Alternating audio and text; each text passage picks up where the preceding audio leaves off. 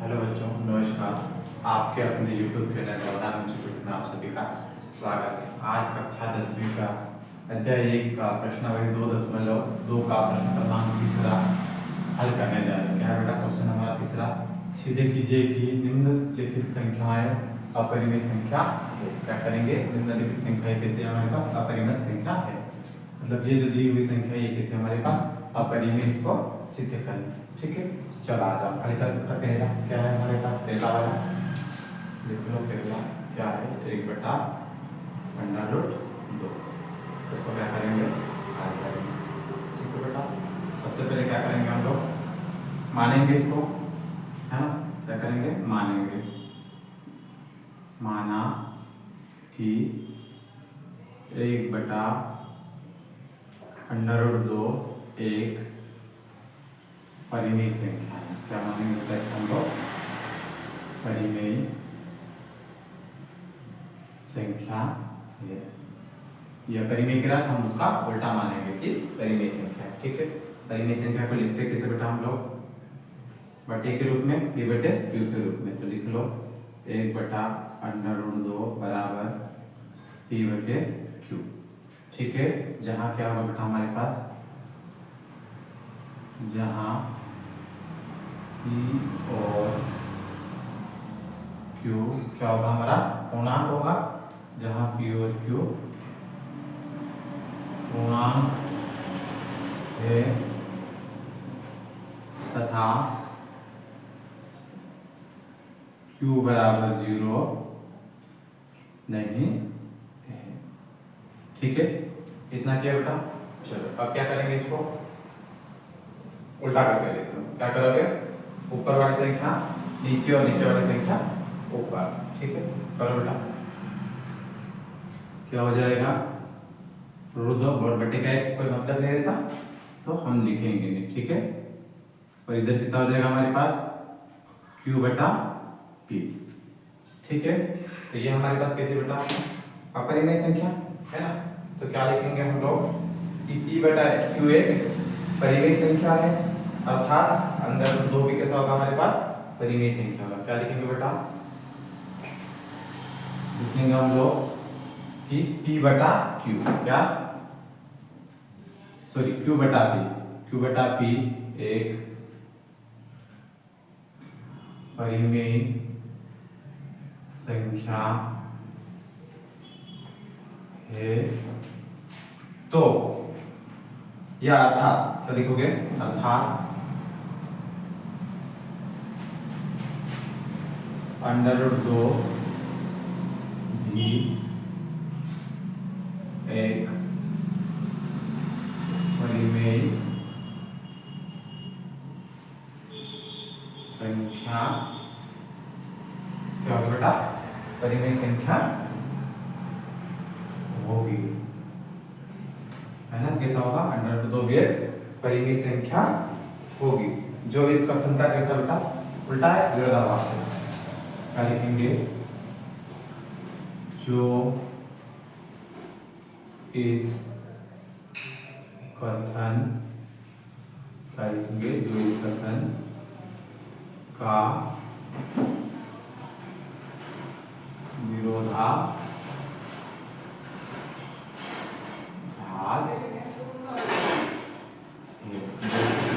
हमारे पास विरोधाभास है, जो कि कड़ी 2 एक अपरिमेय संख्या है ना, जो कि √2 एक अपरिमेय संख्या है। अपरिमेय संख्या है। ठीक है, ये किसी हमारे पास अपरिमेय संख्या है, जो हमारे इसके कारण प्राप्त हुई है? गलत कल्पना के कारण से प्राप्त हुई, जो कि हमारी गलत कल्पना के कारण प्राप्त हुई है। कल्पना के कारण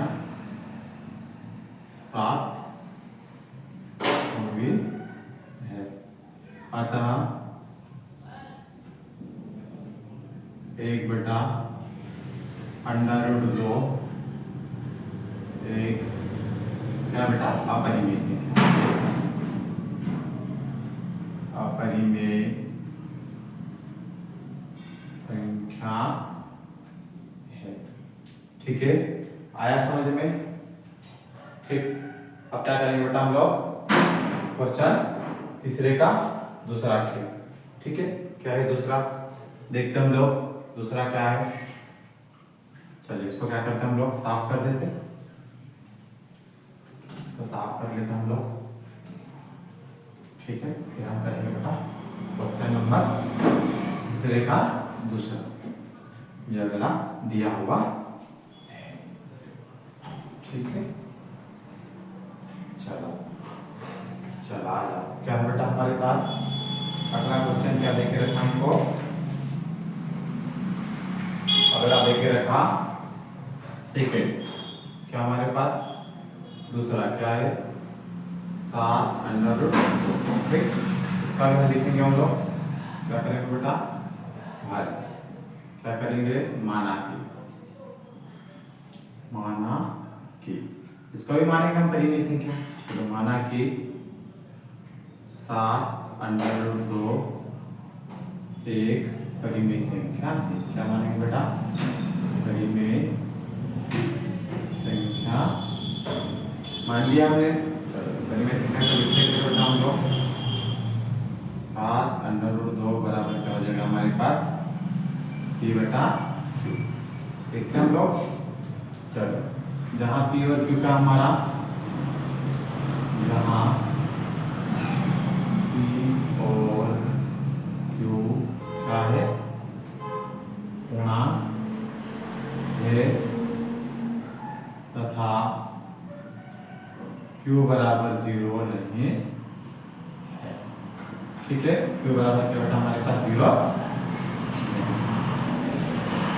ठीक है, आगे करते हम लोग। तो बेटा क्या है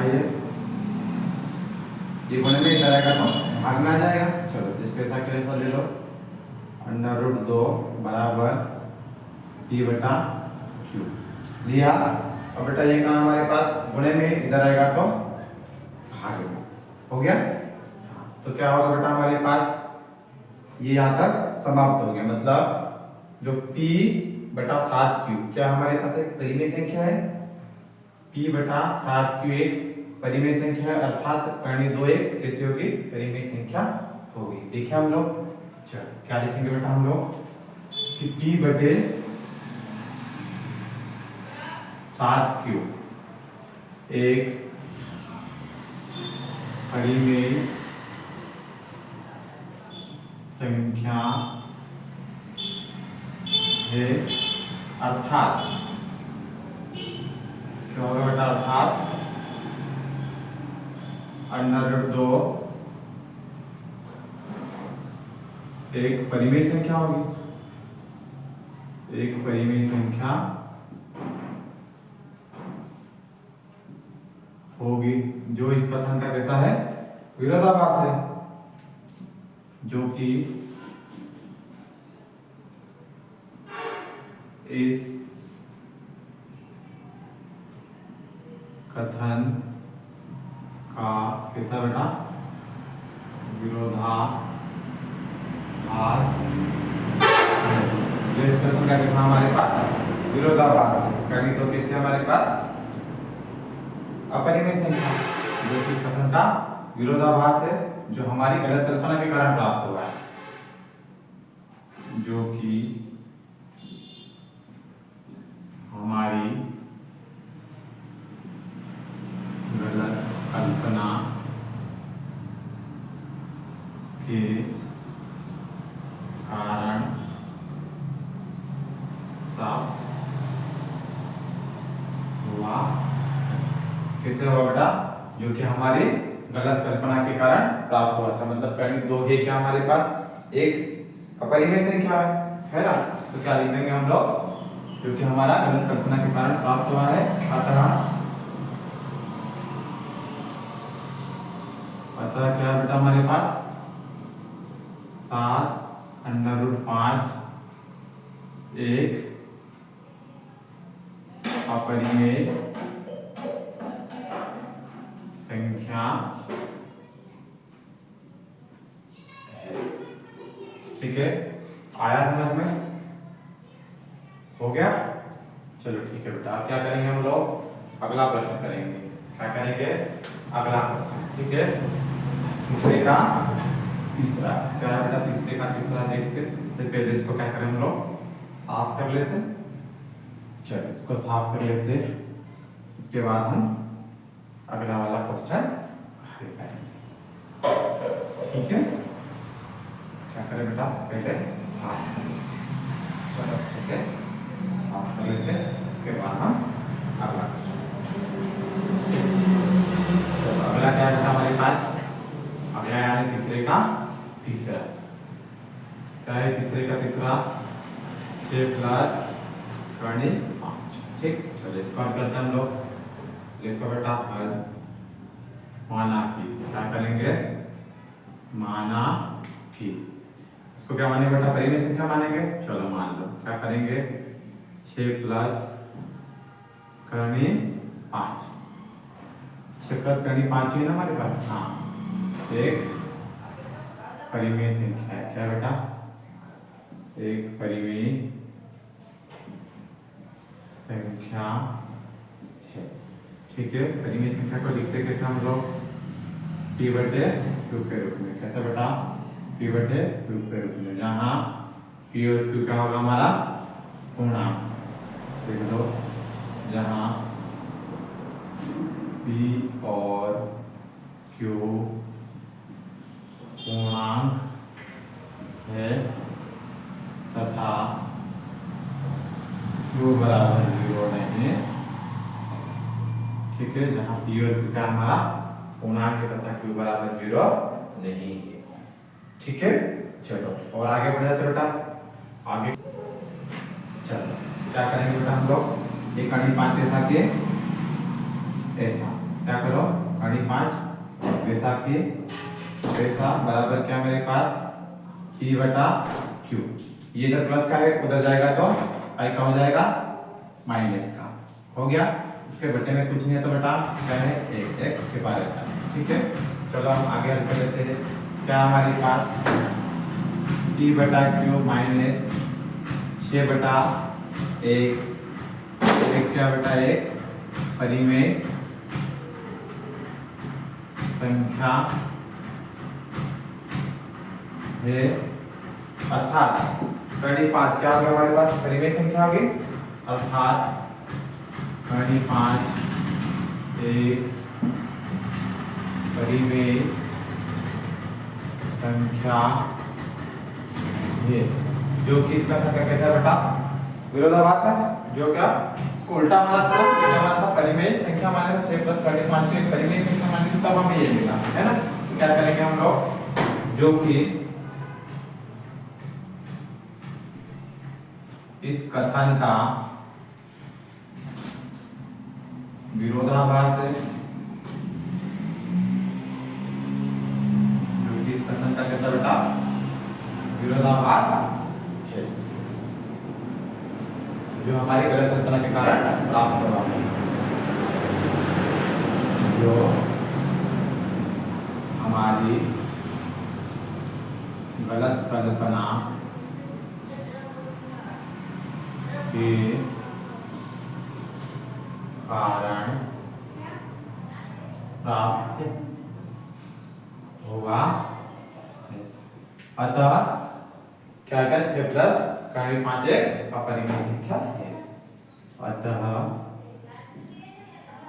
6 प्लस कड़ी 5 एक क्या बेटा? अपरिमेय संख्या है। ठीक है बेटा, आया समझ में? इसी के साथ हमारा अध्याय 1 समाप्त होता है।